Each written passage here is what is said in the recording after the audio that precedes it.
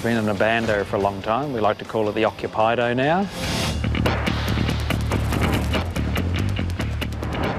Ian Ballas launched a huge graffiti project in an old warehouse on Geelong's north side last year. We've had over 330 artists paint here, so as you can see, there's quite a lot of content here.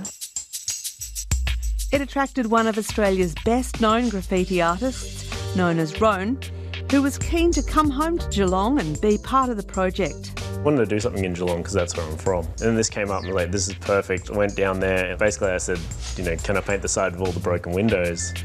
No one wanted to paint that side because it's almost impossible to paint. For Roan, the near impossibility was a challenge he couldn't resist. I went and hired a giant cherry picker and we just went for it, and I wasn't sure if it was even going to work. No one would let you paint over, you know, the facade with all the glass in any other situation. You know, it's impossible to kind of get off too easy and it's all broken. It's a total hazard. But I knew it was just one of those unique opportunities. He texted me in the first 6 hours. He said, Ian, I can't get it to stick. It's not happening. I said, don't clean it. The trouble is it's had 45 years of scale on it. Don't clean it and things will bond to it. And I got the text back saying, you're right, dude. And he's nailed it. It's a beautiful piece.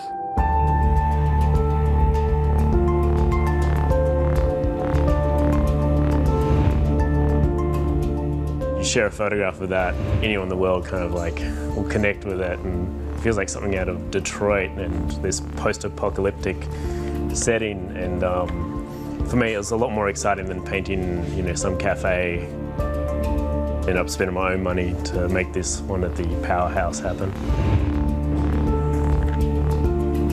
From humble beginnings painting street graffiti, Roan's artwork now hangs in the National Gallery and adorns major buildings in America and Europe. I commissioned Roan to do some pieces actually in one of my businesses here in Geelong, where we got 16 graffiti artists from all over the world. Unbelievable artist, huge fan of his work, getting very expensive these days actually, but yeah. In August, he was commissioned by the Spanish Embassy in Canberra to produce this enormous mural. The Powerhouse sports a full gamut of graffiti, from pieces that are not much more than scrawls through to large detailed works of art, and thousands of visitors have embraced it. Since we opened to the public, I couldn't quite work out why there was so much of a flood. And then I realised every artist has got 4,000 or 5,000 followers. We had 100 artists here in one long weekend. So you do the math, and that's why they came. So we've had about 38,000 people in 6 months. So not too many galleries could quote that. We show them that the human spirit is still alive. When it started, word about the Powerhouse project spread through the graffiti artist subculture. It was actually Lush who kind of let me know about it. Lush is a true artist. A lot of people wouldn't recognise him as that. He's someone who just doesn't stop with his creativity. Melbourne's Lush is another Australian graffiti artist whose star is on the rise. He goes to extreme lengths to protect his identity for fear of police prosecution. For this story, he would only meet us at a location he chose, and he arrived in full disguise. You're seeking validation from people who ride the train, or like some older guy that you looked up to. It's this weird sort of subculture where you're going out to put your name, your nickname all over the place on other people's shit, other people's property. And it all sort of stems from this like need for validation from people.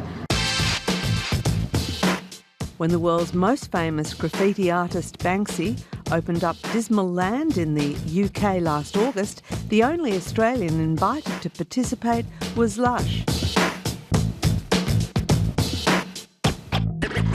I've never seen anyone produce as much work as he does, and he's constantly performing and he's always in character. He's one of those kind of brilliant actors. Not everyone understands his work. It's very insular, like by a graffiti artist for graffiti artists. He definitely doesn't care if you get it or you like it.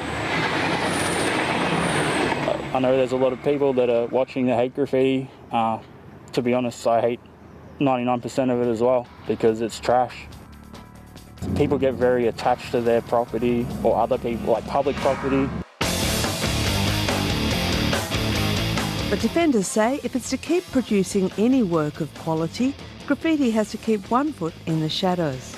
People often ask me, oh, do you think graffiti should be legalised? And I don't think that's right either. Like, there's something about it being illegal, and it usually brings out the more determined artists.